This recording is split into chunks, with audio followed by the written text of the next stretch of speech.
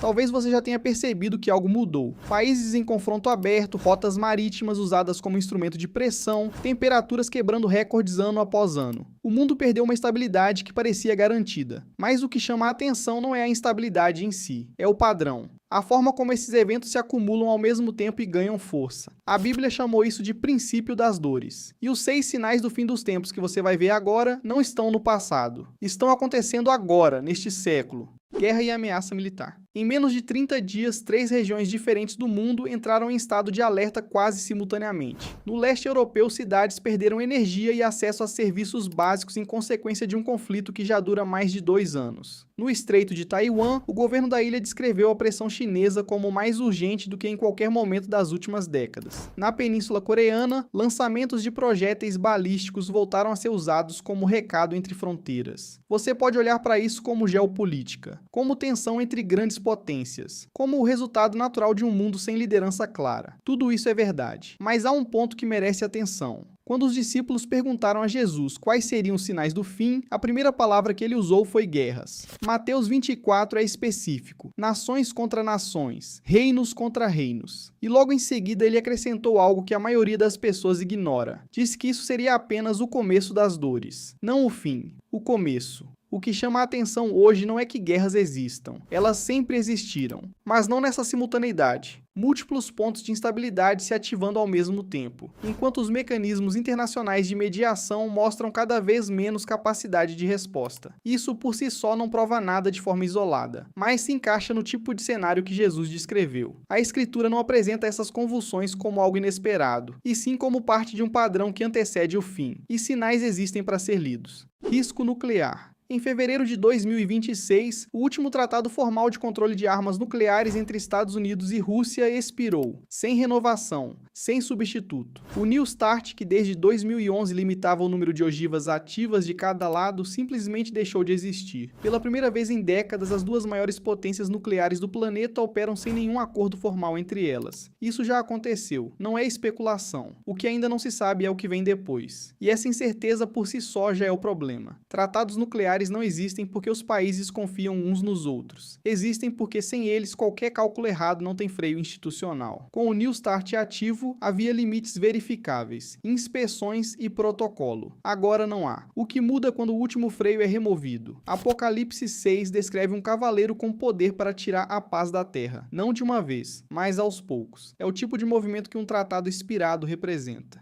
Rotas globais e energia. Existe um estreito marítimo com pouco mais de 30 quilômetros de largura por onde passa cerca de 20% de todo o petróleo que o mundo consome. Chama Estreito de Hormuz. No início de 2026, ataques a embarcações comerciais nessa região e no Mar Vermelho forçaram desvios de rota, elevaram custos de seguro marítimo e reduziram o volume de transporte global. O Conselho de Segurança da ONU debateu a situação mais de uma vez sem chegar à resolução. O que isso representa na prática? Quando essas rotas são pressionadas, a cadeia toda sente. Alimentos que demoram mais para chegar, insumos industriais que encarecem, preços que sobem em mercados que nem ficam perto do conflito. A interdependência global foi construída como símbolo de progresso. O que esses episódios mostram é que ela também concentrou riscos em pontos que pareciam estáveis, mas não eram. Um corredor de 30 quilômetros pode desacelerar economias inteiras. Apocalipse 18 descreve mercadores lamentando porque ninguém mais compra suas mercadorias. Em um mundo sustentado por rotas críticas, energia e fluxo constante de bens, essa imagem deixou de parecer distante. Fome e crise humanitária. Em 2024, mais de 295 milhões de pessoas enfrentaram insegurança alimentar grave. No Oriente Médio e na África subsaariana, conflitos ativos interromperam rotas de distribuição, destruíram infraestrutura agrícola e deslocaram grandes contingentes populacionais para longe dos principais sistemas de abastecimento. A fome, nesses casos, não chegou sozinha. Ela seguiu a guerra. Onde há conflito prolongado, a capacidade produtiva local é das primeiras coisas a ceder. Lavouras abandonadas, mercados fechados, trabalhadores rurais deslocados. O resultado não é só escassez, é a destruição do mecanismo que tornaria a recuperação possível. Lucas 21 coloca a fome na mesma lista das guerras ao descrever os sinais do fim. Não como coincidência. Elas aparecem juntas porque na prática uma agrava a outra. E quando os dois acontecimentos se combinam em escala, o que resta é algo próximo do que o texto texto descreve: a fome surgindo no rastro da guerra. Surtos e doenças. Em 2025, a cólera registrou mais de 600 mil casos em todo o mundo. O Mpox avançou pela África com dezenas de milhares de casos confirmados ao longo de pouco mais de um ano. Não são pandemias globais declaradas. São surtos simultâneos em regiões diferentes, com soluções que chegam em atraso. O padrão que se repete é esse: contenção possível, eliminação não. Cada ciclo deixa um rastro que o seguinte herda. O controle melhorou e a recorrência aumentou. Lucas 21 descreve pestilências em lugares variados como parte dos sinais do fim, não um evento central, um padrão distribuído, que não se resolve de vez. Os dados de saúde global dos últimos anos refletem bem esse padrão.